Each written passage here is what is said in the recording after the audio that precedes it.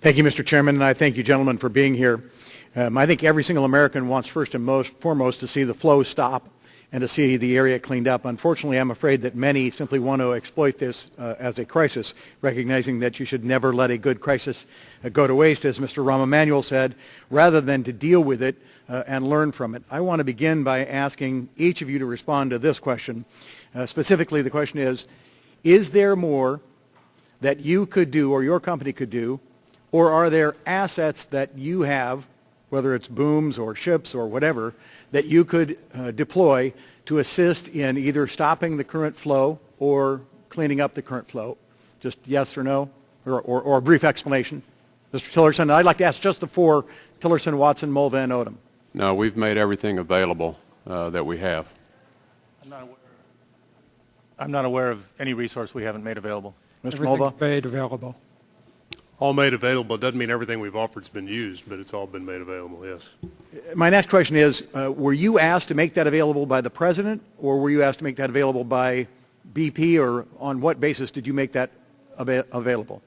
Well, we made certain equipment and facilities available immediately after the incident occurred as just part of our industry mutualized response.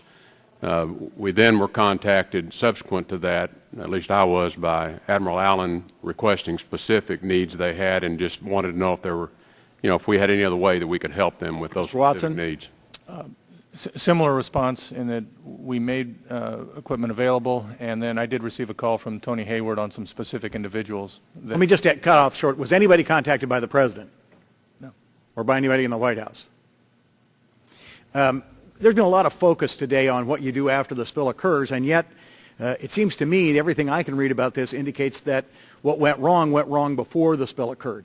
Indeed, there was a lengthy op-ed placed in the Wall Street Journal by Mr. Hayward, I believe on May 25th, and last Friday on June 11th, the president of Sampson Oil and Gas Company, Mr. Terry Barr, wrote a letter to the editor, which the Wall Street Journal published, and in it he said this oil disaster was about human, not system failures.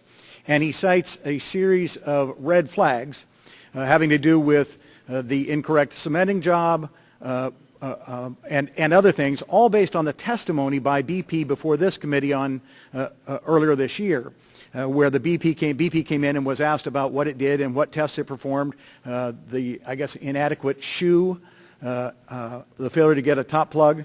I would like to know if each of you have kind of indicated that this is not the real well you would have drilled, or you would not have drilled it in this fashion. Have any of you happened to read this letter to the editor? I've seen it. Anybody else seen it? Mr. Odom, you saw it. Mr. Mulva, you've seen it. Mr. Tillerson, you have not seen it. Of the three of you that did see it and read it, do you agree with it, and with specifically with the fact that it cites a number of red flags that should have been indicators that safety procedures or different procedures should have been followed going forward? I haven't said that I've evaluated it and the merits of it, but the basic content is consistent with some of the concerns that have been cited elsewhere. Mr. Mulva? In drilling these types of wells, we look at how the well was drilled, and based on publicly available information, we wouldn't have drilled the well that way. We feel that it's most important to have two barriers to contain or control the hydrocarbons, verified and tested by pressure to verify those two barriers exist. And in those two barriers, the blowout preventer is not one of the two barriers. Fair enough. Mr. Odom. Referring to the letter, the piece that's consistent is, from my point of view, is yes, systems are extremely important. They have to be right, well designed and so forth. The other critical element is the human side of that. So, our philosophy is we focus on that culture, a safety culture, a culture that stops work if something doesn't look or feel right, that anybody on the site, doesn't matter if it's in a Shell employee or not, can stop that work. That culture is critical. Mr. Chairman, I'd like permission to put this in the record. Unanimous consent? Without objection, the letter that the gentleman from Arizona is referring to will be included in the record.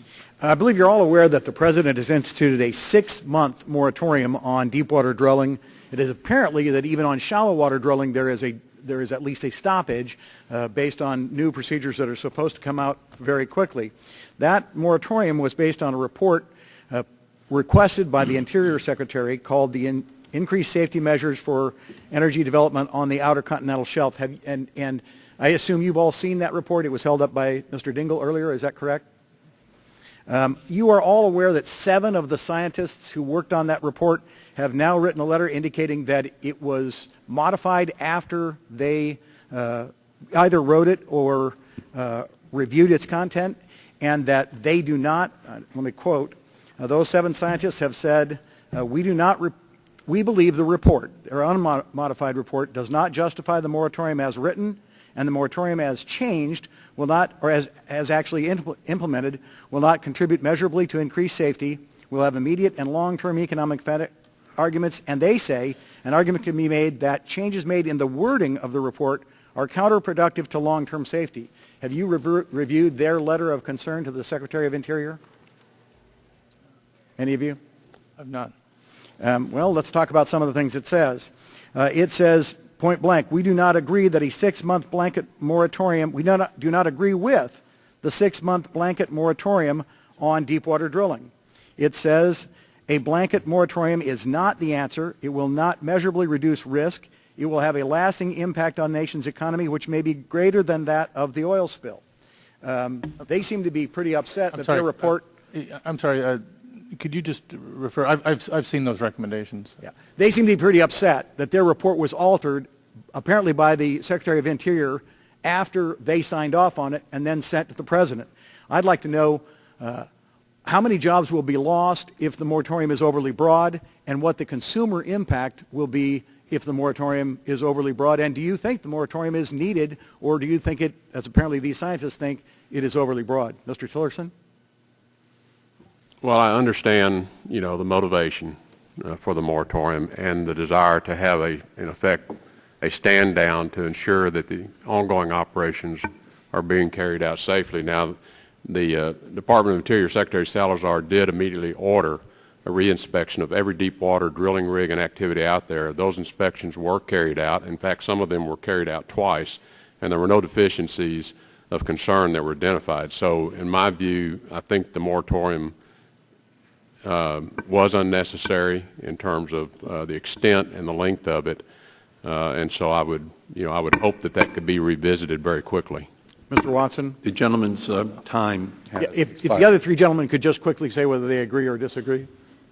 I would agree. I would tell you that we have... Thank you, sir. Mr. Mulva? With respect to the moratorium, we can drill... The gentleman just needs a yes and no. Yeah.